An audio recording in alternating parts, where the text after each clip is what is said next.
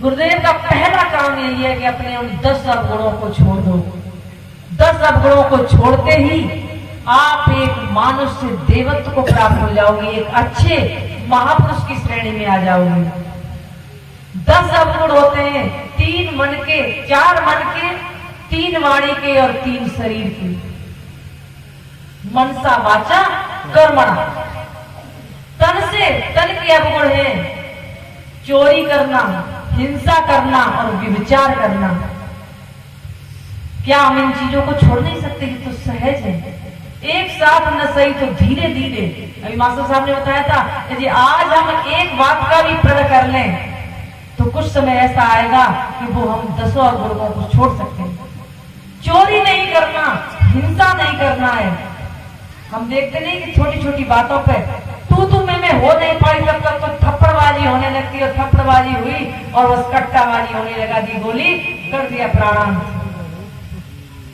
तो चोरी को रोक सकते हैं, हिंसा को रोक सकते हैं और व्यभिचार को रोक सकते हैं हम अपने शुद्ध आचरण से। क्योंकि संसार में हर चीज गई हुई फिर आ जाती है, लेकिन बिगड़ा हुआ चरित्र वो दोबारा लौट के नहीं आता है। आध्यात्मिक ऊंचाइयों को सुन तक पहुंचने के लिए सबसे जरूरी है चरित्र की निर्मलता का होना। गृहस्थी धर्म में स्त्री पुरुष को छोड़कर यदि कहीं भी अवैध संबंध बनाते हो तो व्यभिचार कहलाता है। इसको हम छोड़ सकते हैं, त्याग सकते हैं, अभी किसी वक्त इस बात का संकल्प ले सकते हैं। 3 अवगुण है हमारी वाणी के, झूठ बोलना, गाली देना और चुगली करना। हम इस आजकल फोन पे तो 99% ही झूठ बोलते हैं, अकारण झूठ बोलते हैं जिसका कोई कारण नहीं, किसी को कोई लेना देना नहीं, तब भी झूठ बोलते हैं। क्योंकि झूठ बोलने का इतना अच्छा अभ्यास है, सच वाणी निकलती ही नहीं है। और जिससे एक झूठ को छिपाने के लिए 1000 झूठ बोलना पड़ता। तो झूठ बोलना, गाली देना, क्योंकि वाणी कसर संभालने बस हो गया है। वाणी बीड़ा का काम करती है और वाणी ही बाण का काम करती है।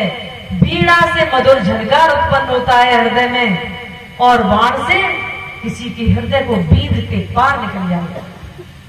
वाणी के शब्द का घाव ऐसा होता है कि पूरे जीवन भर उस घाव का भरना मुश्किल हो जाता है। अभी आपसे 10 साल पहले किसी ने गाली दी होगी, यदि वो गाली दी थी, जबकि वो कहीं जेब में नहीं पड़ी, थैले में नहीं रखी है, लेकिन आपके अंदर उस वाणी ने, उस गाली ने ऐसा घाव कर दिया कि वो घाव अब भी आपका नासूर बना हुआ है। तो ऐसे शब्दों को मत बोलो। बहन, बेटी, माँ के सामने उनकी गाली मत दो। दुश्मनी, लड़ाई झगड़ा आपका हो रहा है, उसमें अपनी बहन बेटियों को गाली दिलवा रहे हो। ऐसे कर्म कुकर्म मत करिए जो उन तक ऐसे अपशब्द पहुंचते हैं। छोटे छोटे बच्चे सुनते हैं और बच्चों पर उन चीजों का बहुत असर पड़ता है। हमेशा आप याद रखो कि बच्चों को जैसे संस्कार दोगे, जैसा आपने अपने माता पिता बड़े बुजुर्गों के साथ व्यवहार किया है, वैसा ही आपकी संतान निश्चय ही करेंगे। तो गाली नहीं देना है और निंदा नहीं करनी है। और मन के दोष है ईर्षा, छल, कपट, द्वेष।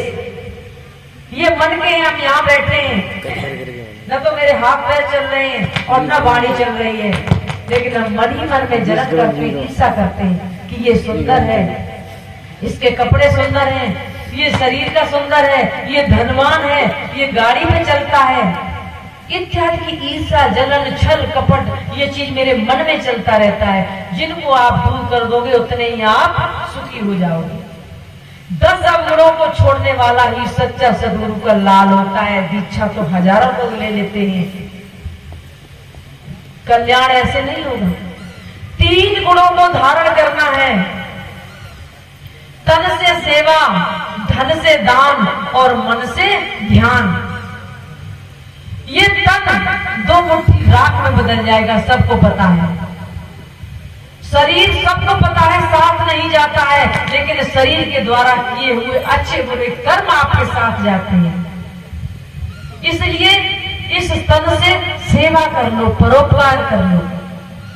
धन से अपने धन को कुछ धर्म में लगाओ, दान में लगा दो, क्योंकि इस धन की गड्डी को कोई भी अपने साथ मृत्यु के साथ उस पार उस जन्म में नहीं ले गया, लेकिन इस गड्डी का जिस तरह आपने उपयोग किया है, गलत कर्म में लगाया है या दान में लगाया है, धर्म में लगाया है, उसका उपयोग आपके साथ जाएगा। तन से सेवा, धन से दान और मन से ध्यान, क्योंकि मन शरीर और आत्मा दोनों के सहयोग से ये मन उत्पन्न हुआ है। सदगुरु कबीर साहब ने कहा है कि मन की तरंग मार ले, मन को उस तरंग की उपाधि दी है कि मन की तरंग मार ले, बस हो गया भजन आदत बुरी सुधार ले। अभी जो 10 अवगुण बताए थे, ये बुरी आदत के लिए इनको सुधार कर ले, बस हो गया भजन। जल और हवा के सहयोग से जिस प्रकार तरंग उत्पन्न होती है, सूर्य और वृक्ष दोनों के सहयोग से छाया उत्पन्न होती है, उसी तरह 5 तत्व और मेरी आत्मा चिता जीव के सहयोग से ये मन उत्पन्न हुआ है। और मन को जब तक ये मन इन 5 विषयों में रहेगा, शब्द स्पर्श रूप रस गंध, और ये 5 विषय 5 तत्वों की उत्पत्ति है और 5 ज्ञानेंद्रियां इन्हें ग्रहण करती है। तो मन जब तक इनके पक्ष में रहेगा, इनसे रसास्वादन करेगा, इनके कहने पे चलेगा, इन्हीं के अनुसार अपना पूरा समय बिताएगा, तब तक वो अपने आप में, अपने स्वरूप में, अपनी आत्मा में लौट के नहीं आएगा। तो इस मन को ध्यान का यही एक तरीका है जो मेरे गुरुदेव ने बताया है। हालांकि कुछ हमारे कबीर पंथ के ही लोग ध्यान को महत्व नहीं देते और कहते हैं कि ध्यान क्या है, लेकिन उस जगह, उस आत्म स्वरूप में पहुंचने के लिए ध्यान भी एक बहुत अच्छा तरीका है। आत्मज्ञान को प्राप्त होने के लिए सबसे सटीक, प्रैक्टिकल और निज अनुभव का तरीका है ध्यान। पढ़ना ठीक उसी प्रकार है, किताब में लिखा है कि पानी को पीने